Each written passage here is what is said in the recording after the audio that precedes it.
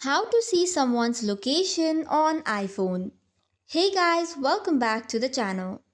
If you want to access or locate a family member, a friend, or even your own device, this feature is incredibly useful. So let's dive in. First of all, unlock your iPhone and open the Find My application. If you cannot find it, swipe down on your home screen and type Find My in the search bar. Once you have opened your Find My application, tap on the People tab located at the bottom of your screen.